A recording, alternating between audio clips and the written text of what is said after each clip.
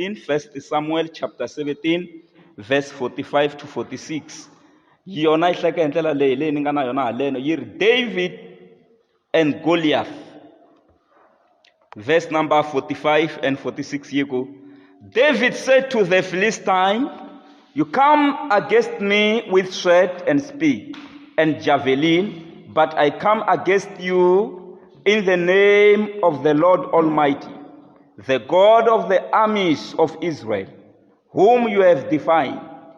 This day the Lord will deliver you into my hands, and I will strike you down and cut off your head. This very day I will give the carcasses of the Philistines' army to the bear and the wild animals, and the whole world will know that there is a God in Israel." Tsonga translation.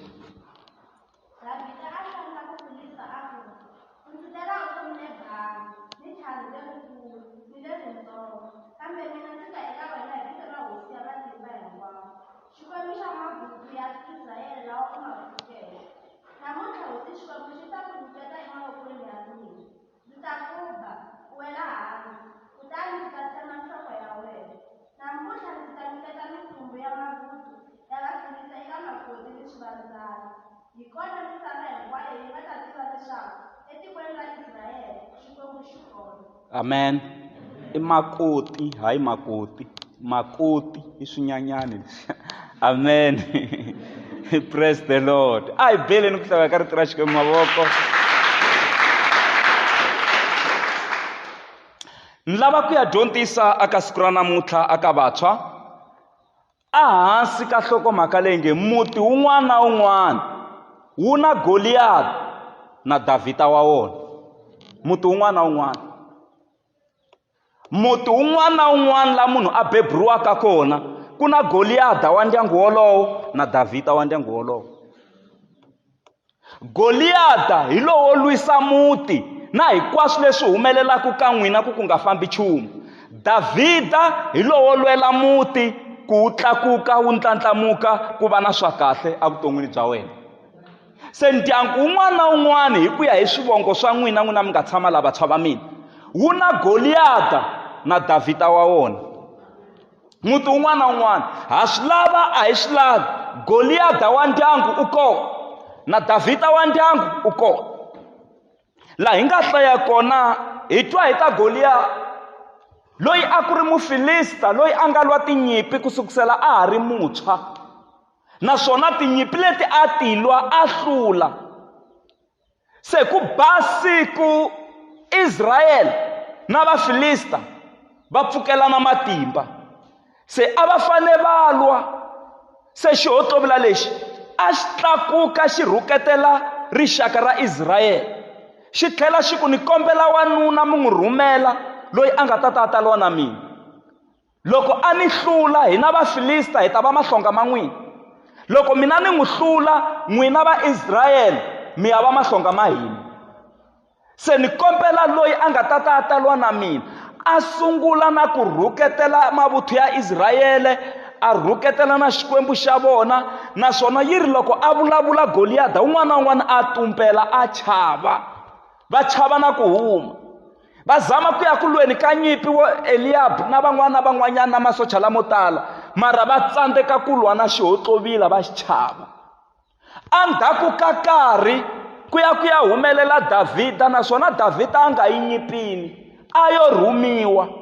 Loko a fika a kuma ku i nkarhi lowu xihotlovila endyangwini wolowo xi humaka, xi sungula ku rhuketela mavuthu ya Israyele, xi sungula ku va chavisa va nyanya ku tumbela. Mara Davhida xi humelela xi ku mina xihotlovila lexi ni ta xi dlaya.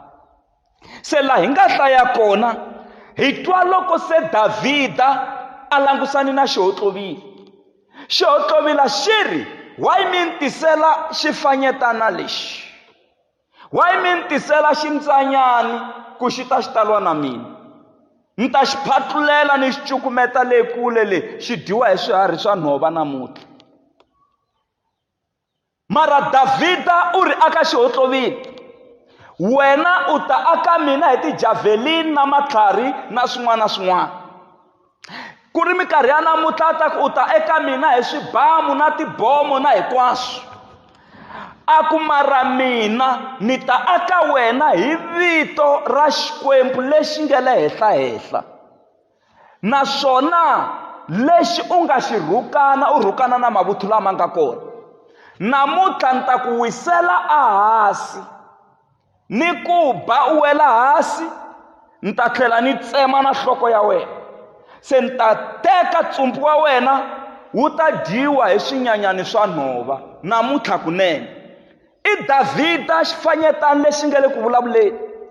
Goliath a ku ri xihotlovila lexi a xi lehini swinene xi tlhela xi chavisa. A ku ri mufilista wo chavisa, mara Davhida xi ku mufilista loyi ni langusana na yena. Xikwembu xi endla ndlela Davhida a teka maribye ma 5 a xi nambyanini. A teka rin'we ntsena a ri vekela ka lexi a xipelupelu xa yena kumbe gatsu ra yena kumbe esleng hi xilungu.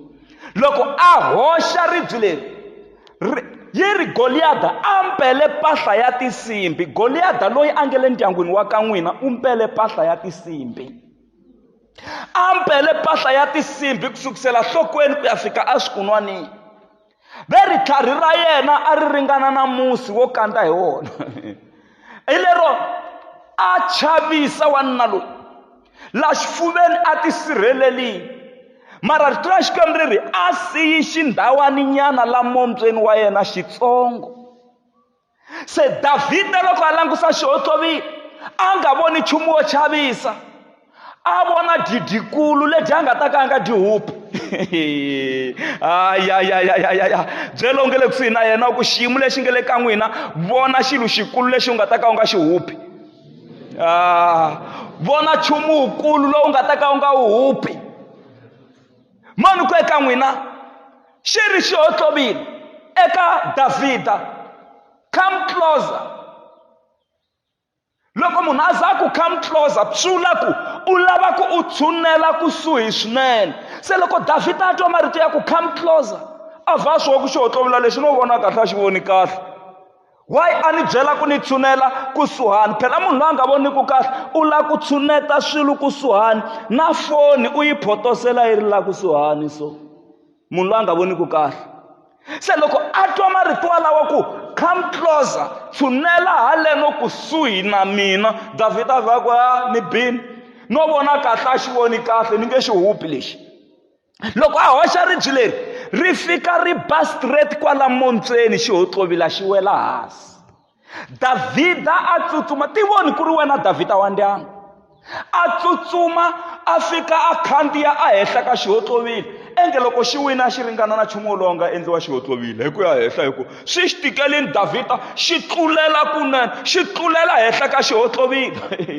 Yi ri Davhida a yima henhla ka xihotlovila, a hlumula banga ra xihotlovila, a tsema nhloko ya xihotlovila a yi susa. Vafilista loko xihotlovila xi wa a va twa ingaku i malwelo manyuwani lawa xihotlovila xi ba ku switayela before xi ba Davhida, kasi hi wo mafelo. Hi ku a va ha yimini vafilista va ha lava ku vona, va hlamala ku xihotlovila a xi pfuki. Va chavisiwa hi loko se Davhida a tlakusela nhloko ya xihotlovila henhla, vafilista va sungula ku tsutsuma. Se vaIsrayele lava va chava ku ba mfilista va zama se va sungula ku hlongorisa, va va na matimba. Hi yihi mhaka leyi mi yi tisaka mfundhisi Mashava eka siku ra namuntlha? Mhaka leyi ni yi tisaka hi ku hlohloteriwa hi malo kwetsima i ku ndyangu wun'wana na wun'wana wu na xihotlovila xa wona na Davhida wa wona. Ku na xihotlovila na Davhida kwalaya ndyangwini wa ka n'wina, ku na mufilista na muIsrayele kwalaya. Se xihotlovila i minchumu hinkwayo leyi telaka ku onha. Kwalaya ka n'wina xi nga hlumuka xihotlovila, ku nga va sesi kumbe boti, a mi vhuluvhanya hinkwerhu laha ndyangwini, swi tiveni ku Goliath wu fikile.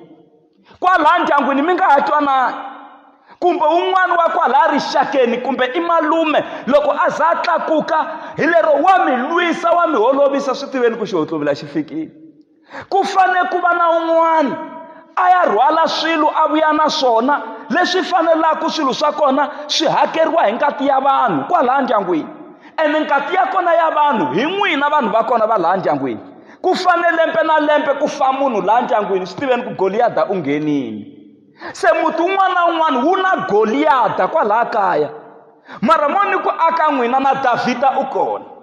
Ku navela ka mina i ku n'wina mi twaka rito leri namuntlha, hundukani va Davhida va mindyangu ya ka n'wina. Hundukani vo Davhida va mindyangu ya ka n'wina, mi lwela mindyangu ya ka n'wina. Swin'wana vatswari va n'wina va swi tsandzekile ku swi lwa va hlula. Swin'wana swi tsandziwile hi vokokwani wa hina ku lwa va hlula. Mara ni ri aka wena tlakuka u yima u va Davhida wa generation ya ka n'wina. U wisa swihohlovila evuton'wini bya wena. Loko u ku khongela Xikwembu xi ku nyika matimba ya ku ba swihohlovila. Va na Davhida. Davhida hi lowo hlulela ndyangu. Goliath hi lowo yisa ndyangu hansi. Davhida hi lowo lwa tinyimpi a hlula. Mara Goliath hi lowo mi chavisa. Langusani Goliath loyi a nga kona laha kaya. Van'wana i Goliath wa ku pfumala mali, mi kuma ku laha kaya ku hava mali. Na loko u ya xikolweni u ya u khomini beke ya tibuku mara a wu na matimba kahle ku hambi loko ni pasa grade 12 so sungula ku ya xikolweni ya sungula yini, ku na Goliath wa swa timali kwalaha kaya. Swi tivi ku na Goliath i Goliath.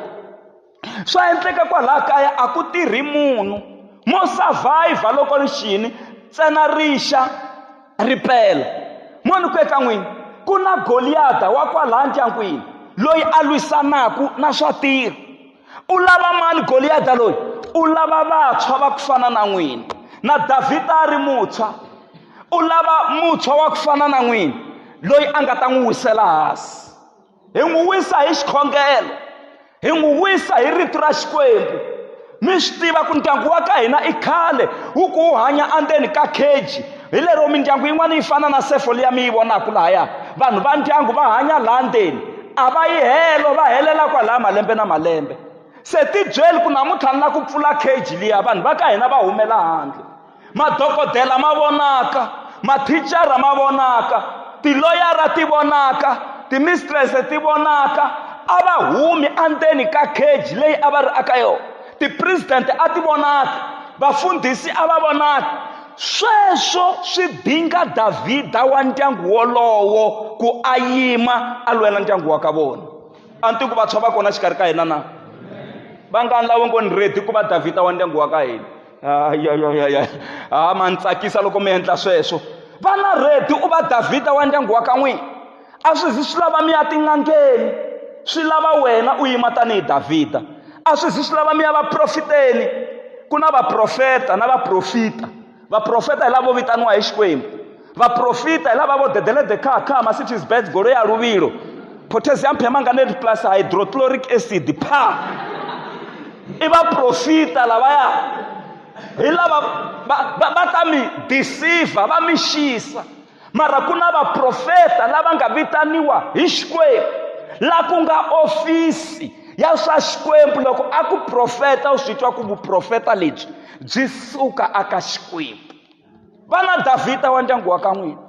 Loko u miyela u relaxa u ta lweliwa hi mani ndyangu wa ka n'wina? Loko u ta kerekeni tanihi muntshwa u tshama u khongelela ndyangu wa ka n'wina na? Langusa kaya ku kunjhani. Mi tshama mi ri ku vabyeni laha kaya, mi tshama mi ri madokodeleni na mali ya ku hakela madokodela ma kona a yo va kona. Xiyimo a xi kahle laya. Va pasa vanhu va ka n'wina va vuya va tshama na ti-degree, mitirho a va yi kumi. Loko a zamanyana ximovhana xi diba xa ha ri kwala ndlele xi nge se hundza ne le Pulukwana, a ha ta ku kompeni a kaya ku na Goliath a nge le ku lweni. Mara namuntlha ni tela ku mi lemukisa ku lwana hi matimba ku wisa Goliath wa ka n'wina. Lwana hi matimba ku wisa Goliath wa ka n'wina. Hi famba swin'we kereke ya hosi. Ni lwana hi matimba tanihi muntshwa ku lwisa xihohlovila lexi nge le ku karhateni laha kaya lahaya. U ta vona vutomi byi cinca, va sungula ku navela ndyangu wa ka n'wina. Hundzuka Davhida namuntlha. Vana na moya wa Davhida namuntlha wa ku lwela rixaka. A ku mina ni ta xi wisa xihohlovila lexi. Va ku wena u murisi yana le nhoveni, swinyimpfana swi sele na mani le nhoveni u tela ku bayisa ku no. ni nyikeni price ku munhu loyi a nga ta wisa xihotlovela lexiya u ta kuma yini. Va ku price ya kona leswi a nga ta swi kuma loko a dlaya xihotlovile, u ya kuma nsati, naswona nsati loyi i n'wana wa hosi, naswona yena loyi a nga ta va a dlaye xihotlovile na va ka vona, ma swi se Davhida a lwela na va ka vona se na va ka vona a va nga ha hakeli xibalo atikweni for the rest of their life. Va ta hanya va nga ha humesi xibalo la tikweni ntsena loko u kota ku wisa xihotlovile. Davhida a swi twa ku va n'wi tshembisa na swin'wana leswo tala, a ku loko swi ri tano na xi wisa xihotlovela lexiya, ene hi phela u xi wisile, a kuma na nsati a ri mukon'wana wa hosi Davhida. A ni twa voboti va tsaka ku laha ka nsati laha na mina ni ta zamazama la a ri mukon'wana wa hosi, va n'wi nyika na ti-gift hinkwato leti a ti laveka, ku tlhela ku landzeleriwa na hinkwaswo va ka vona va nga ha hakeli na swibalo. Loko na ha ya ku heteni, vanhu va sungula ku n'wi navela tiamabhera ta hosi. Loko hosi yi ti vutisa ku i n'wana mani luya, ni twa amabhera yi ku a ni n'wi tivi. Hosi yi ku famba u ya lavisisa ku i n'wana wa ka mani.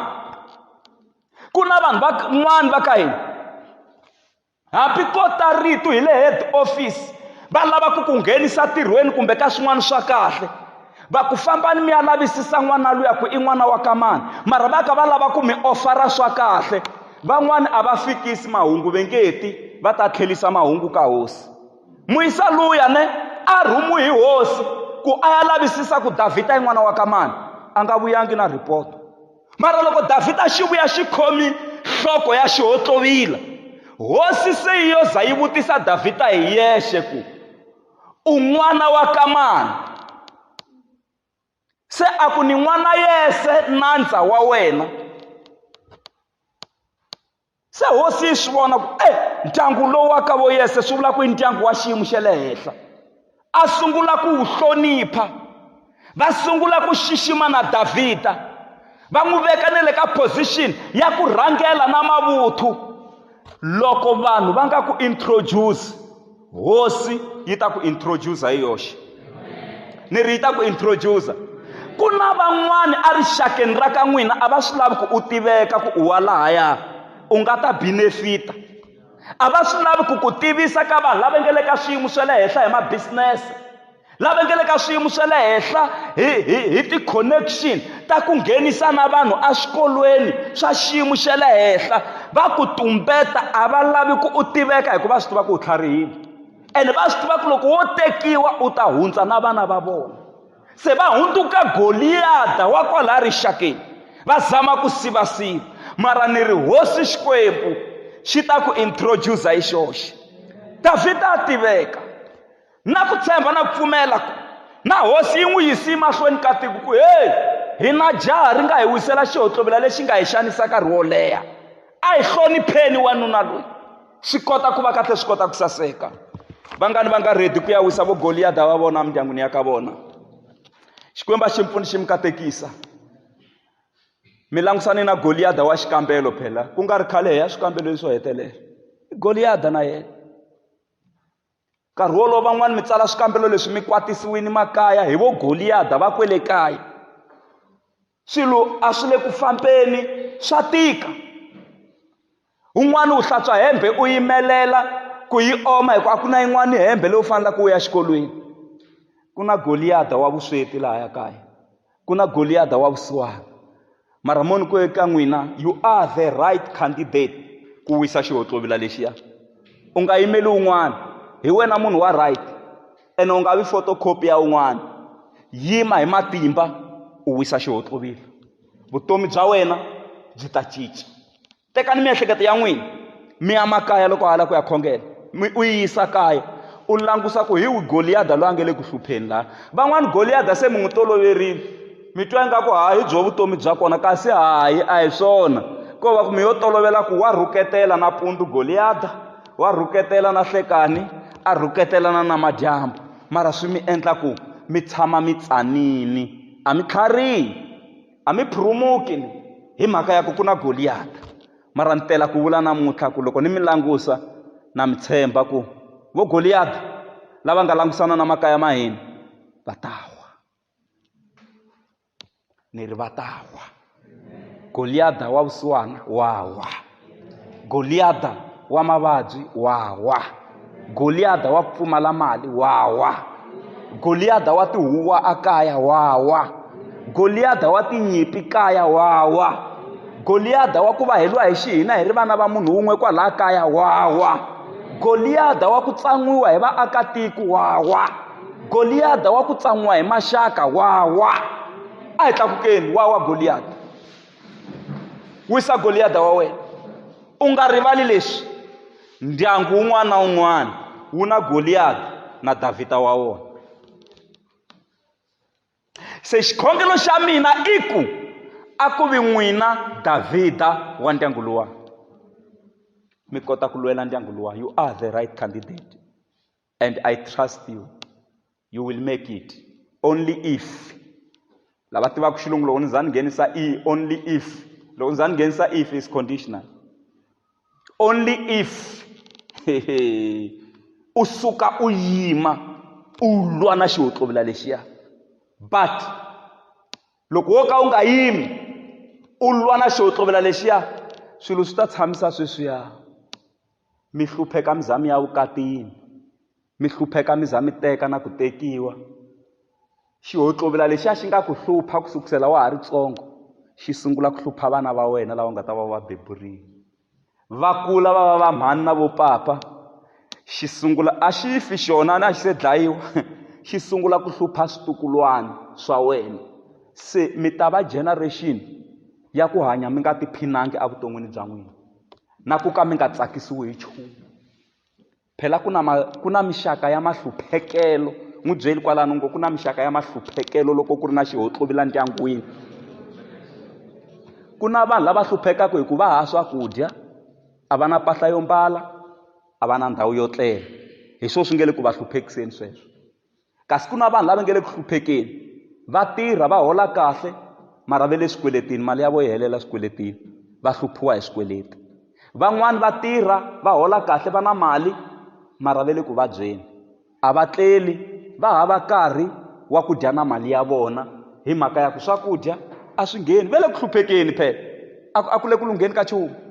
Se mahluphekelo lawa ma hambana, a ma fani mara ku le ku hluphekiweni.